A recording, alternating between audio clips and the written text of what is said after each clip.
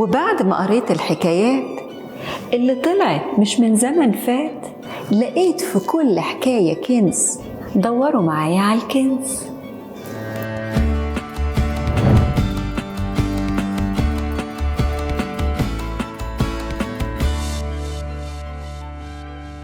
حكايتنا النهاردة جاية من الحي الراقي، من حي الزمالك. أحلى وقطع فراخ هتاكلها في مطعم مشويات الكوكو، محل قديم ومشهور جدا بخلطة مشويات الكوكو الشهية. الفراخ عندهم طعمها رائع. صاحب المحل المعلم كوكو فتح المحل سنة 1980 في منطقة الزمالك، وزباين المحل كانوا من الهوانم وبشوات الزمن الجميل. بعد ما توفى المعلم كوكو، ابنه المعلم هاني هو اللي مسك المحل وحافظ على اسم مشويات الكوكو. والمعلم هاني طور من المحل وبقى بيوصل وبيعمل توصيل لحد باب البيت، والمحل بقى بيقدم خدمة التوصيل المجاني، والفراخ توصلك في 10 دقايق بس. وما شاء الله المحل بقى مش ملاحق على الأوردرات. الناس كلها بتحب مشويات الكوكو، وكل زباين المحل مبسوطين من مشويات الكوكو.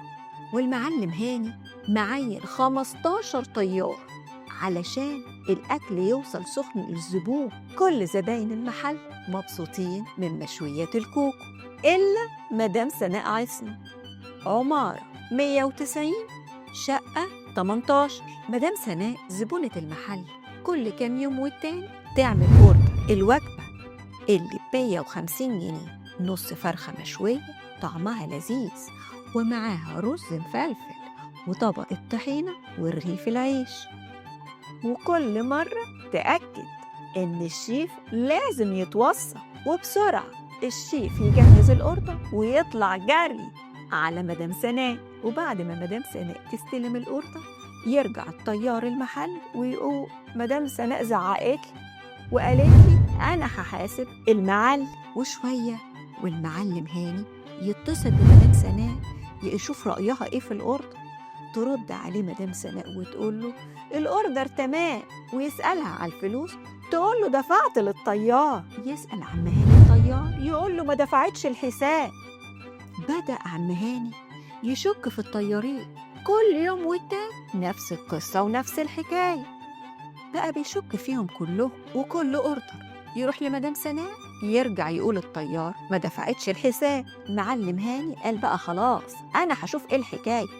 لبس يونيفورم الطيارين ولبس الكاب اللي مكتوب عليه مشويات الكوكو، وأول ما مدام سناء قالت الأوردر بسرعة هو راح يوصل الأوردر. رن الجرس بسرعة، فتحت الباب سناء هانم، استلمت الأوردر وراحت رازعة الباب. فضل واقف مستني شوي، خبط تاني، ردت عليه من جوه، زعقت من جوه وقالت له اصبر هي الدنيا هتطير. فضل واقف شوي، شويتين، وخبط تاني، زعقت مدام سناء تاني اصبر انت مستعجل على ايه. فضل واقف على الباب شوي، شويتين، 3، راح دايس على جرس تاني. مدام سناء طلعت تزعق والجيران اتلمت، انت عمال ترن الجرس ليه؟ الاوردر الحساب.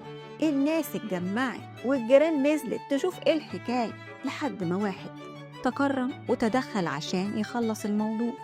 قال لها يا مدام سناء بس الراجل عايز الحساب. قالت له انا اصلا مش عايزه الاوردر، ودخلت تجيب الاوردر من جوه، وراحت واخده الاوردر مدياه للراجل. خد المعلم هاني الكيس ورجع بسرعه على المحل، وفتح الكيس لقى ربع الفرخه طار. اتعلم من الحكايه ان مش كل زبون للمكان يبقى زبون صادق.